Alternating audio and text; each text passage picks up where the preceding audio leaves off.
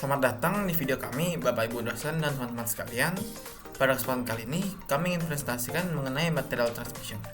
Sebelumnya, saya akan memperkenalkan anggota kelompok saya. Dengan saya sendiri Albert Yang, Christopher Aprino, Frederick, Sedi Levrandi, dan juga Vincent Novian.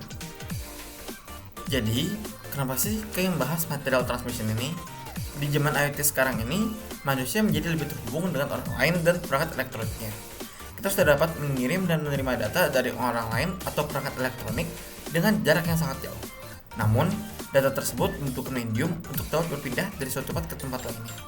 Nah, medium tersebutlah yang dinamakan transmission media dan merupakan layer pertama dari OSI 7 layer model. Transmission media itu sendiri dibagi menjadi dua kategori.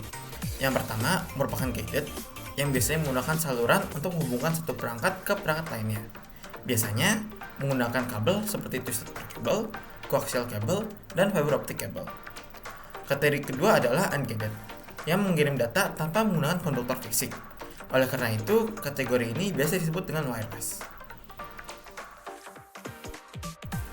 Twisted pair cable merupakan jenis kabel yang paling sering digunakan untuk komunikasi telepon atau jaringan-jaringan internet. Twisted pair cable terdiri dari dua konduktor, biasanya menggunakan tembaga yang masing-masing dibungkus insulasi plastik dan dipelintir bersamaan seperti di gambar. Satu konduktor berfungsi untuk mengirim sinyal dan konduktor lain berfungsi sebagai referensi ground. Penerima menggunakan perbedaan antara kedua konduktor untuk menerima sinyal. Kedua konduktor dipelintir untuk menghindari adanya noise atau sinyal yang tidak diinginkan. Karena apabila konduktor dipasang secara paralel, maka akan ada noise di kedua konduktor pada titik waktu yang berbeda, menyebabkan penerima mendapatkan noise pada sinyal yang diterimanya. Sementara pada konduktor yang dipelintir, noise dapat dihiraukan karena kedua konduktor akan memiliki noise yang sama di rentang waktu yang sama. Twisted pair cable juga dibagi menjadi dua jenis, yaitu unshielded twisted pair dan shielded twisted pair. STP memiliki foil logam atau braided mesh yang membungkus konduktor yang sudah terinsulasi untuk meningkatkan kualitas kabel dengan menghindari tembusnya noise. Namun, dengan adanya tambahan pelindung ini, STP menjadi lebih mahal dan juga lebih besar dibandingkan dengan UTP yang tidak memiliki pelindung tersebut. Oleh karena itulah, UTP merupakan jenis twisted pair yang paling sering digunakan. Twisted pair cable itu sendiri biasa digunakan sebagai saluran telepon untuk menyediakan saluran suara dan saluran data. Oke, untuk koaksial kabel ini, kabel jenis ini tuh memiliki konduktor inti pusat yang terbuat dari konduktor padat atau jalinan kawat yang biasanya terbuat dari tembaga. Inti konduktor tersebut dibungkus insulator yang akan dibungkus lagi dengan konduktor luar yang biasanya terbuat dari foil logam atau braided mesh atau kombinasi keduanya. Nah, nantinya konduktor luar akan ditutupi oleh insulator. Setelah itu, keseluruhan kabel akan ditutupi oleh penutup plastik dengan frekuensi yang lebih tinggi dari twisted pair cable. Namun, meski memiliki bandwidth yang lebih besar, koaksial kabel ini memiliki signal yang cepat melemah, sehingga sering membutuhkan penggunaan repeater yang sering.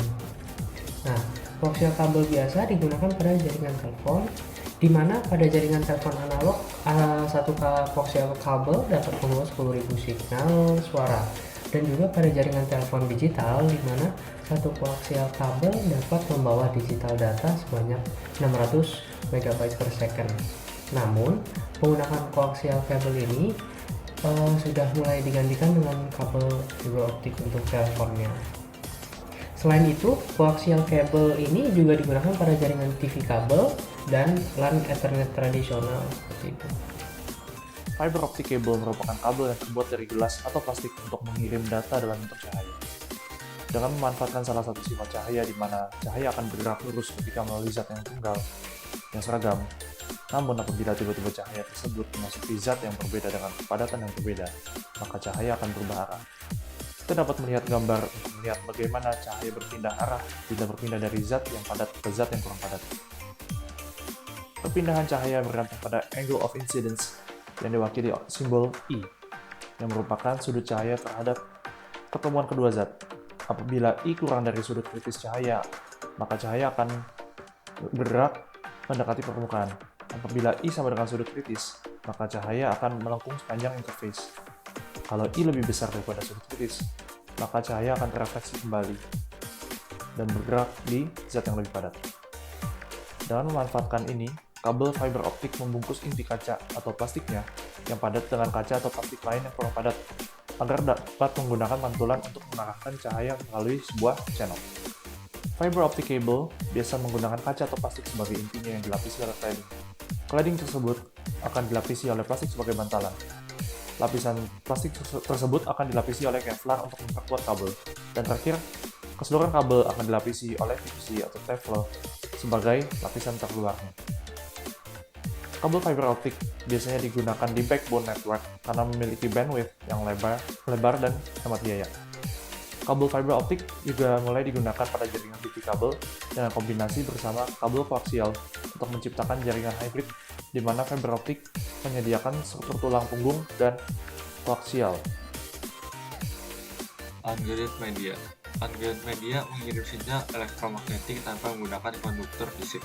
Tipe ini biasa disebut komunikasi wireless. Sinyal unguided dapat mengirim data dengan beberapa cara, yaitu dengan ground propagation, sky propagation, dan line of sight propagation. Wireless transmission. Sinyal radio biasa digunakan di dalam komunikasi multicast seperti radio, TV, atau paging. Sinyal tipe ini dapat menembus tembok, diregulasi dengan ketat dan menggunakan antena. Sinyal ini memiliki frekuensi antara 3 kHz sampai 1 GHz yang biasa disebut gelombang radio. Gelombang elektromagnetik yang berada di antara 1 sampai 300 GHz disebut gelombang microwave. Microwave digunakan untuk komunikasi unicast seperti telepon, jaringan satelit, dan wireless LAN. Gelombang ini membutuhkan antena unidirectional yang dapat mengirim sinyal ke satu arah. Gelombang infrared berada di antara 300 GHz sampai 400 THz dengan panjang 1 mm sampai 700 nanometer. Sinyal tipe ini digunakan untuk komunikasi jarak pendek dikarenakan memiliki frekuensi yang tinggi dan tidak dapat menembus tembok. Sifat ini menguntungkan karena tidak dapat mengganggu antara satu sistem dengan sistem lainnya. Dengan band sampai 400 THz, infrared memiliki kemampuan yang bagus untuk pengiriman data dengan kecepatan data yang tinggi. Dalam propagasi darat atau ground propagation, gelombang radio bergerak melalui bagian terendah dari atmosfer, menyelubungi bumi. Sinyal frekuensi rendah ini memancar ke segala arah dari transmisi antena dan mengikuti kelengkungan planet. Jarak tergantung pada jumlah daya dalam sinyal. Semakin besar daya, semakin jauh jaraknya.